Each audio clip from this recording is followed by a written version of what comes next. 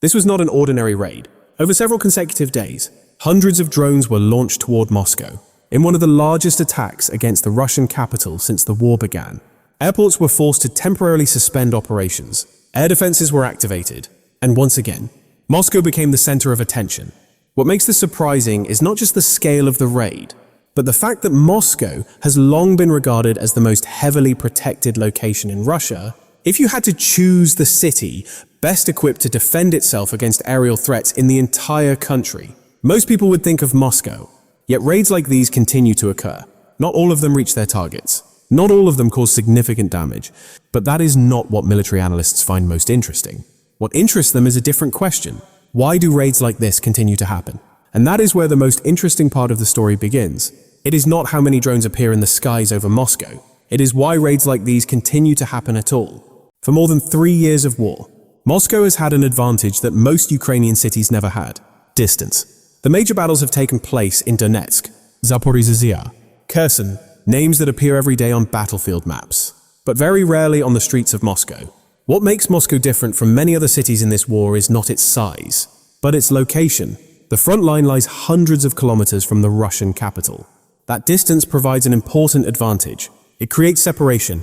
The war still exists, but most of the time, it exists somewhere else. If you lived in Moscow in 2022, the war usually appeared on television screens before it appeared in daily life.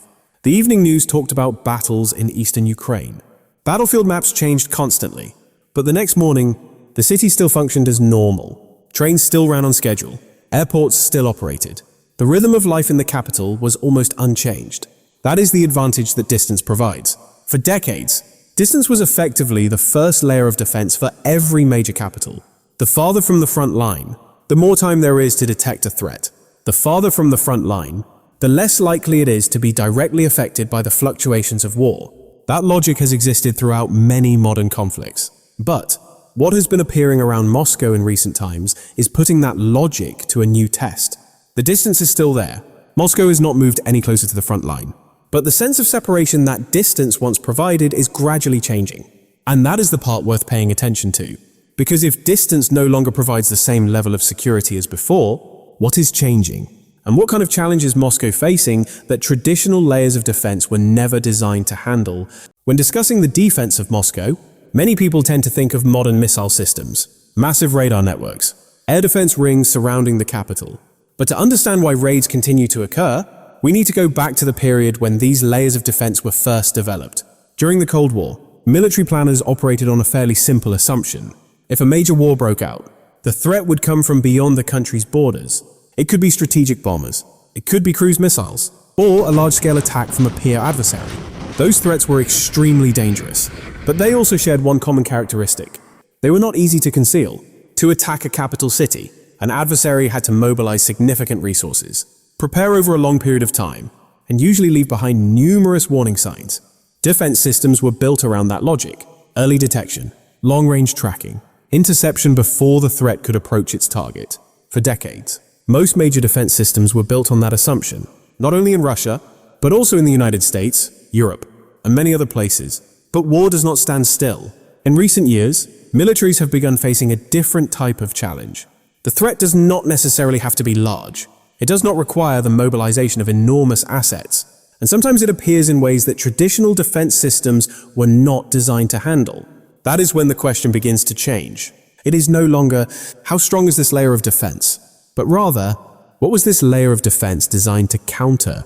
And this is an important distinction. A system may perform very well in the mission it was designed to carry out, but war does not always follow that design. That is why military observers are closely watching what is happening around Moscow, not only to assess the raids, but to observe how one of the most heavily protected capitals in the world is adapting to a changing wartime environment. And this is where the story begins to move in a different direction. It is no longer about distance, no longer about defensive layers, but about numbers. Because in modern warfare, pressure does not always come from the strength of individual targets. It comes from the number of targets appearing at the same time. For many decades, military superiority was often associated with quality, faster aircraft, better radar systems, more accurate missiles. Whoever possessed superior technology usually held the advantage. But what is happening around Moscow suggests that a different logic is also emerging. For an air defense unit, Tracking a single target is relatively straightforward. Detect, track, assess, if necessary. Intercept. But Moscow rarely has to face only one target.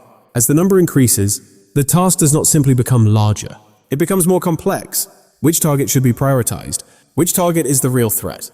Which target exists only to force the system to react? It is at this point that quantity begins to create its own advantage.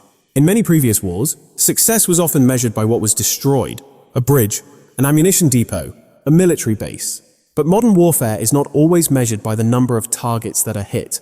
A defense system is forced to operate more intensively. Command centers must handle more situations. Active duty units must remain on alert for longer periods. Those things rarely appear in satellite imagery, but they consume time, resources, and attention. That is why many military observers do not focus only on damage.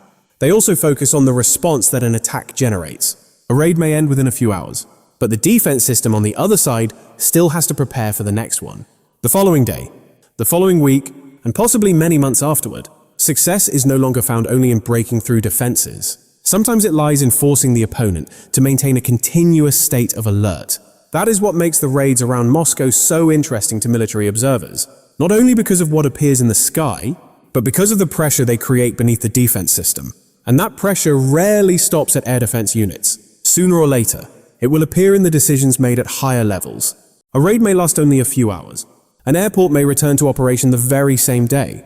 But for military planners, the story does not end when the air raid sirens stop sounding. It begins there. After each wave of attacks, Russia must ask itself whether its current protective system is sufficient. If the answer is no, the solution usually seems straightforward. More radar systems, more surveillance systems, more air defense units. But in military affairs, nothing is truly free. Every battery retained to protect Moscow is a battery that cannot be deployed elsewhere. Every active duty unit assigned to defend the capital is a unit that cannot perform another mission. That is the choice every military seeks to avoid, because resources are always limited.